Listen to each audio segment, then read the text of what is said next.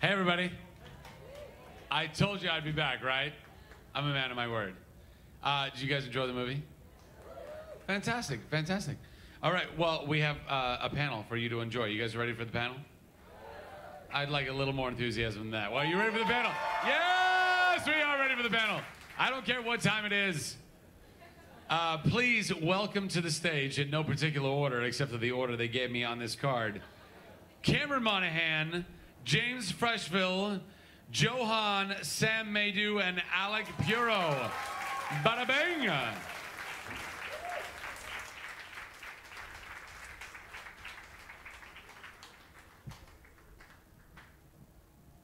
You guys have 30 minutes to ask these gentlemen anything that you want, but keep it clean, or I will have you escorted out of the building. Go.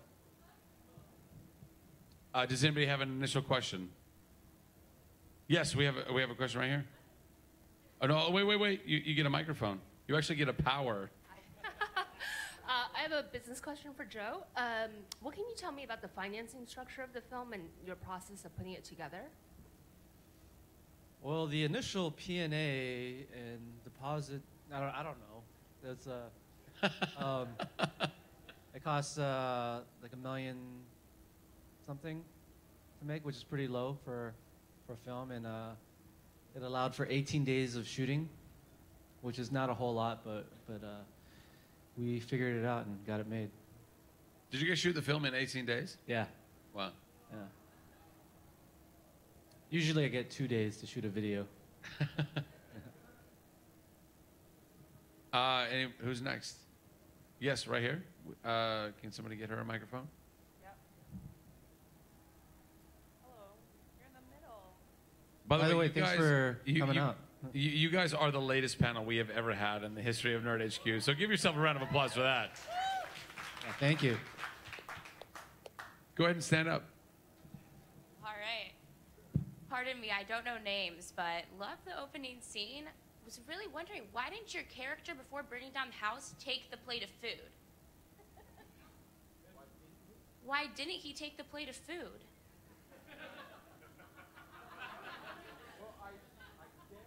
Do you not have a microphone? No. Take that from Sam. Sam, give him your microphone. It should be on. Is it on? Yeah. There you go. I guess, from what I've read about methamphetamines, that it is a huge appetite suppressant. And aside from what was apparently the rage that he had for his mother to end her life like that, he didn't want that dinner. Fair enough. Thank you. By the way, your Star Wars dress, I don't know if anybody notices, these are the sheets that I used to have as a child. I literally had those sheets as a kid. That's fantastic. Okay, continue. Sorry. Who's next? Anybody else have a question? Yes, right there in the blue shirt. For everyone but Joe, how was it working with Joe? Was he hard, easy? Did he yell a lot? How was he? I can answer that question. Yeah. Super mean. Slave driver. No. Super fun collaborating musically with Joe and the rest of the guys, and kind of didn't feel like work at all. It was definitely got to kind of take it to that place and push it, and it was awesome. Yeah, he screamed a lot. He was angry. He would, hit us sometimes. It was really abusive. No, I mean, Joe's like the most laid-back guy I think I've ever met. He's quiet and focused and fun to work with. Here. A lot of good ideas for someone who has a pretty important day job. He, very visual. A lot of depth. Gentlemen, I've been instructed that one of you might be sitting on a microphone. So perhaps stand up and look under your butt, because you might be sitting on a mic. James, stand up. Oh, baby, bravo! What's it like to have a mic in your ass? Do you want to Don't give answer my that opinion question. or hear the account? Do not answer that question. Yeah, another question right here. No, wait till you get a microphone. That is the power. Hi, I was just wondering, as you guys actors, what did you think about reading the screenplay the first time? It's a very intense film. I didn't know what I was dealing with. It was odd and twisted and sinister and weird, and this ensemble piece, and with this narrative that was switching all over between these characters, but in this weird way, it makes sense, and there's this emotional through line throughout the movie that had me hooked and had me interested and had me rereading stuff. Yeah, there's like specific scenes even in the audition that we had. I had like that scene with Adele where she's messing with my head, and it's so out there, and you know, and, I didn't know what to do with it, and I think we kind of figured it out on in that audition. And once we figured out where we were going with that, kind of gave the direction for the rest of the movie for me.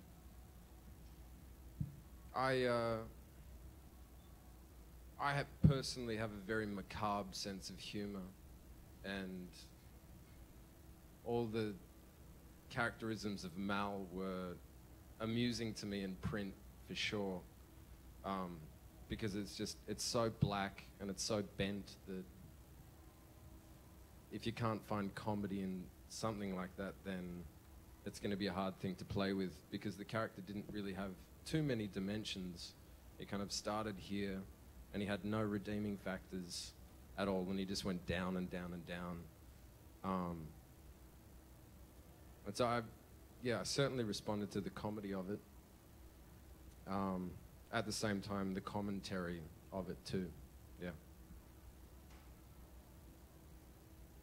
Who's that? Yeah, right here. This question's for Johan. What motivated you to do this project, or what inspired you to undertake this movie making? Well, I got the script from Sam, and he works with Vincent. Vincent adapted this from a novel by Eric Bogosian. Really cool writer and playwright and actor. When I read the script, I couldn't put it down. A lot of times when I read scripts, I have to take a break to kind of figure it out. But I really engaged with the actors, and it made me think in a way that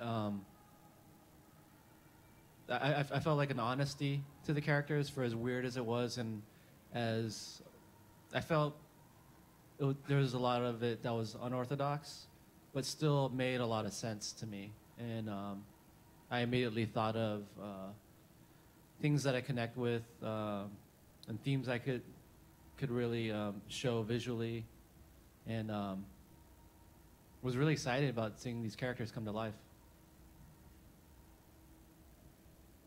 Yeah, right here. Go ahead and stand up. My question's for Cameron. Were you able to relate to Jeff in any way? Would you sometimes have the same thoughts as him, or no? Yeah, I mean, Jeff is this kind of isolated kid. He's this, introspective guy, bookworm, who puts on this kind of tough front of cynicism, but underneath it all, he's vulnerable, and he's amazingly curious about the people around him. And I think that most people have that kind of duality. They have that sense of having to put some sort of front of whatever, of the world is this awful place and nothing good comes out of it. But deep down, he believes that there's good in these people. And, well, he's kind of proved wrong a lot of the times in the movie, but, really. Yes, right here. I'm a big fan of Mr. Hans, your videos that you've done with Lincoln Park and the imagery that you use. What was some of the things that you brought out in this? I saw a lot of tie-ins and some of the effects and stuff. What is something that you think is signature to you in your interpretation of the script that you took? For me, I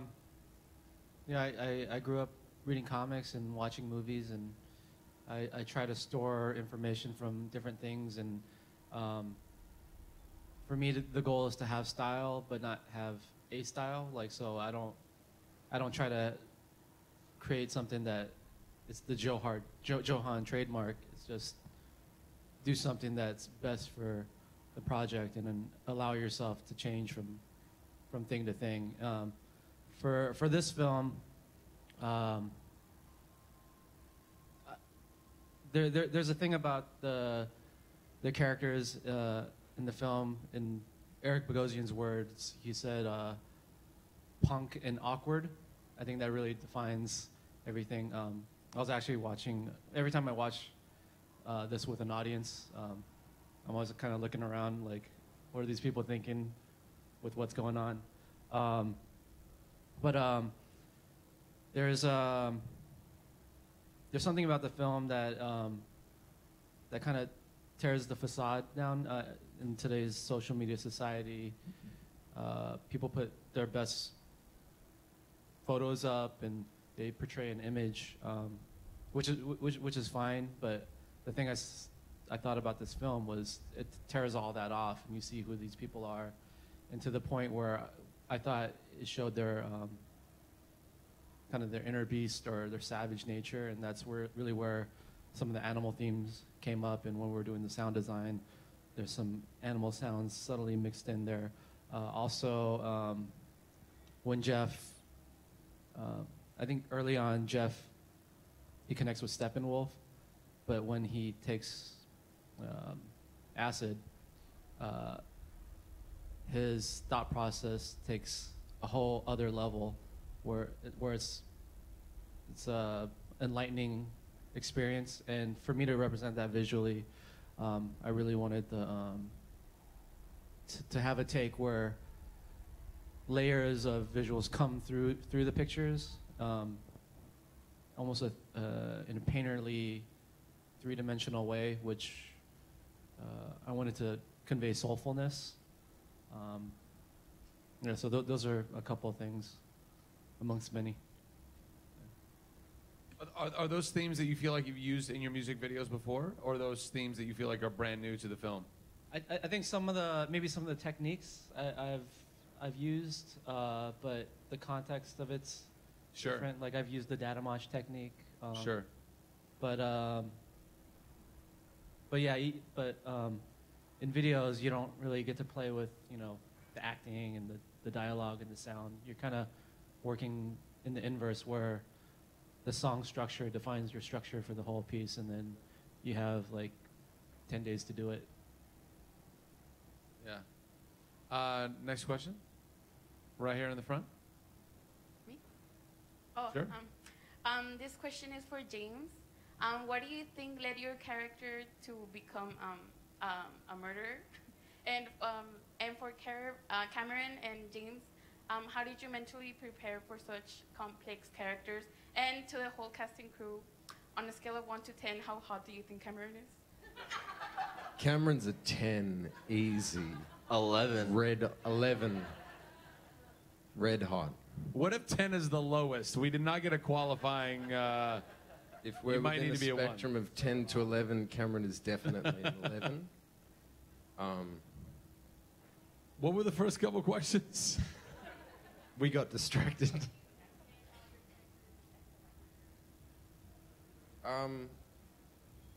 To be honest, I never analyzed the thought process so much, because to delve into the psyche of somebody that would do something that drastic is beyond anything that I personally live with. But with that being said, it has happened before, and a lot of it's kind of ties back to childhood trauma, or just it's kind of nature versus nurture. And for this character in particular, there was just a lot of rage and not enough coping mechanisms that were healthy enough. Like, had this guy played sports and maybe that was his outlet, or perhaps he had a better father or a better mother or whatever it was. I never really thought about it too much, because the function of that guy was essentially the plot. that he, you know, the film's not so much about him, but more about everybody else reacting to the horrible, horrible things that he does. And I didn't try to overanalyze it too much. Not at all. Yeah. Yeah, over there. Who's got the next question? Oh, right here, right here. Go ahead. Hi. This question's for everybody. I was just curious. You said you had 18 days to film this. Did you guys feel like that was enough time, or did you feel pressure to get this completed? There's a lot of pressure. Is there ever enough time? Yes, to both. Not enough time. A lot of pressure. Well, I guess that's life, right?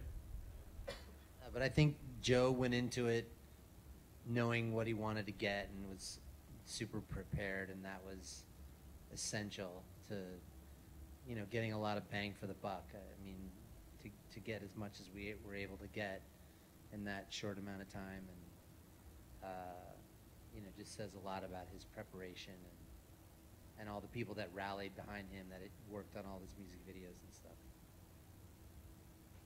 Did you find yourself at times shooting a scene, for example, that you had envisioned differently, but you had an hour instead of 3 hours left in the day, and you knew that you only had an 18-day shoot, so you had to adjust and shoot it in a completely different way, but then found yourself going, wow, this scene actually worked out even better given the circumstances that I was crunched into than what I had originally envisioned. Did any of that kind of happen for you? Yeah, I mean, I think that happens all the time, because you have what people call a vision, but I think it's more of a notion of a vision. I think very few people really know from before they do it that how it's going to exactly be. So I think cinematically, you just cover it as many ways as possible. I try to get master shots as much as possible and try to get everything in one shot if I can, and then shoot coverage of everything, and then if I'm really feeling that something's going to be a very special moment, then I'll really take the time and focus on that, but not at the sacrifice of not getting everything else done. Sure. There was also challenges, though, that when we were shooting in the mall, we couldn't hit store signs. So we would set up the camera, and then we'd have to make sure that we weren't getting, you know, a brand or a shirt in a window or something like that. And, you know, there were things... That's very difficult to do at a mall. You couldn't even imagine, like, you know, you're not even thinking about that when you're setting it up. You have someone who's tried to prepare that, but the mall closed and we started shooting. I mean, we were shooting in a mall that was open 3 hours earlier with, you know, tons of people going through. So you just had a bunch of storefronts that said Pacific instead of Pacific Sunwear, or Wet instead of Wet Seal. That's good. That's good. A lot of creative artwork in the set a lot department. of foreground things blocking signs. And Sure. Forever 22. We got you. We got you. Who's next? Who's got the mic? Oh, right here. Yeah. This question is for Yo. Hi, my name is Alberto. I'm from Mexico. We know you've done numerous music videos like over the time, and you're about to go in a touring cycle with Linkin Park. Do you ever see yourself like making a full transition into directing movies? Like, for example, we have people like, I don't know, like Jared Leto, who you're touring with, that went from being an actor to being a musician and doing acting on the side, or some other people that in between touring cycles they go ahead and act in a movie. Like, do you ever see like Linkin Park like slowing down enough to allow you to be a full-time director? For me, everything I ever projected myself to be in life never really happened, but at a certain point, I allowed myself to just become whatever the opportunities in life take you. So I never really said, hey, I'm going to be a rock star, because when I was a kid, I just wanted to be an artist. And then I don't even do that professionally, but then my love for music and my love for art led me down certain paths that eventually allowed me to become a musician and a filmmaker. And I think beyond that, there's probably other stuff, other things in store. Yeah, I'd love to pursue filmmaking as much as I can, and I want to keep making records too, and whatever else that's creative, you know. And I love working with other people, so the whole collaboration of working with actors and cinematographers and designers, that's all really exciting to me. We got time for one more question. Who's got the next mic? Right up there on top. My question is for Joe. I thought the scene with Cameron in the mirror was really interesting, the way it was glitching and everything. I was just wondering what is that and how that came about, the special effects in that scene with like the wolf face coming through his head.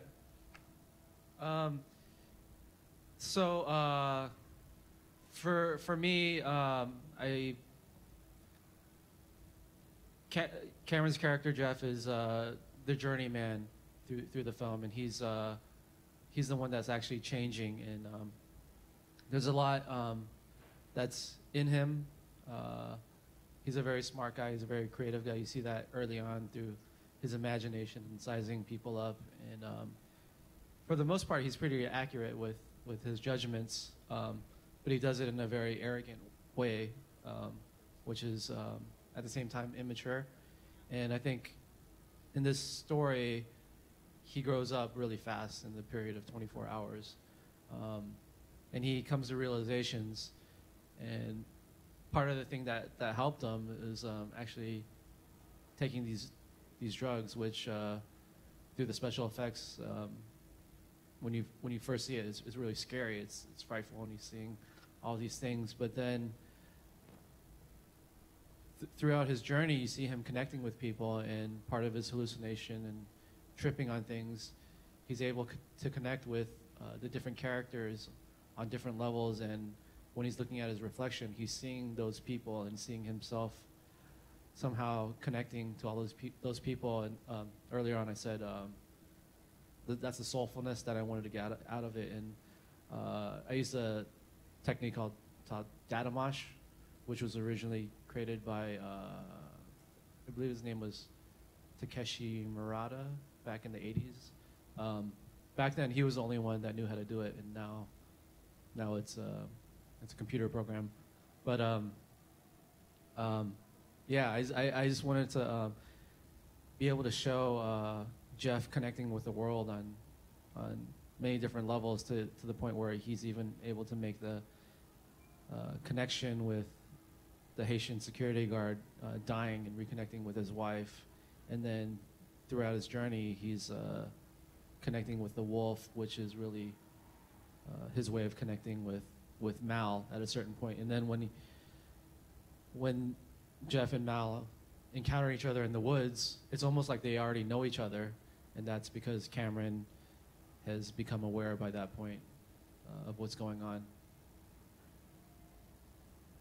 Cameron, did you have anything to add to that? I kept seeing you bring your microphone No, up to I your gotta mouth. say that scene was one of those scenes where you blindly have to put your trust into a director. It was like something that was kind of added somewhat last minute what we were gonna do. Like it wasn't really scripted, And we walk into this bathroom, we bring a camera in, and he's like, "Okay, now start snarling like a wolf."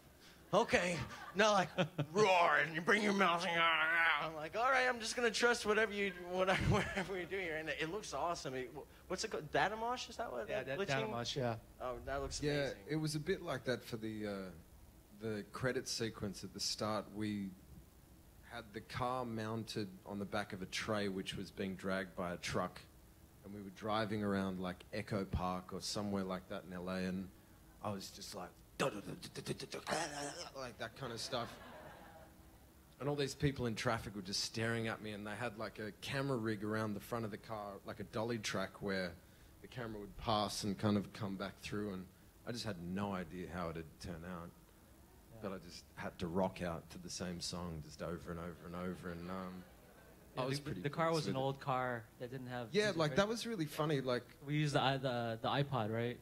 yeah, it was. But you yeah, kept yeah, trying yeah. to change the song to Dolly Parton. The Dolly Parton. Yeah, I did. That's right. Yeah, I did. Are you saying that's a bad thing? Come on, it's Dolly. No, no, no. But, yeah. It's a good thing. No, I like that car. I remember one morning I came to set and they're like, James, we have some good news and we have some bad news. And I was like, what's the good news? And they're like, well, we have a Mazda RX-7. The car. And I was like, well, what's the bad news? And they're like, do you know how to drive stick? And I was like, no. And they're like, oh, okay. So I had some driving lessons, manual, around the parking lot of the shopping center. Yeah, on this film, you learned how to drive stick and you learned to shoot Well, a yes gun and too, no. right? I had a horrible experience driving in Australia where I was driving stick and the driving instructor made a very obscene comment about some women that were doing lunges with medicine balls, like hoisted above their heads. They're all just doing lunges. And he leant over to me while I was driving, and I was like 16 or something, and he's like, I wonder if she could do that with my balls. And then I gave up driving for like 4 or 5 years. I didn't get my license until I was maybe like 19 or 20 or something like that. But needless to say, I never picked up manual driving after that point. And then it was just like the morning where we had to do some driving. It was like, hey, you've got the most juiced up turbo supercar. Can you drive manual? No. Sweet. Let's learn. Well, on that note of James and the balls that scared him away from being a manual driver, ladies and gentlemen, that is our panel for tonight. So let's give these gentlemen a round of applause. Thank you so much for being here, guys. Thank you so much. Keep it going, keep it going. You guys are done. That's it. That's the whole kit and caboodle. Give them a round of applause again.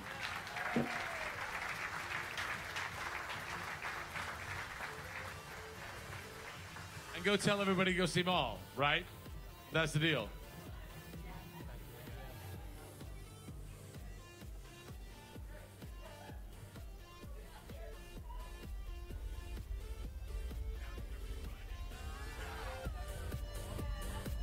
Go do your thing, Joe. Thank you, everyone, for coming. If you could please stand up and exit to your right-hand side. Right-hand side will get you out the venue. Thank you.